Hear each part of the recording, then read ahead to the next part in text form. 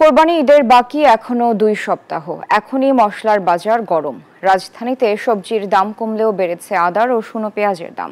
আর নাগালের বাইরে এলাচ, লবঙ্গ সহ বেশিরভাগ মশলার। তবে বেশিরভাগ মশলায় দাম বেড়েছে কমপক্ষে 100 টাকা। এলাচ বিক্রি হচ্ছে কেজিতে 6000 টাকায়, লবঙ্গ 1800 টাকায় আর গোলমরিচ 1500 টাকা কেজিতে। তবে 40 থেকে 80 টাকার মধ্যে রয়েছে প্রায় সব সবজির দাম।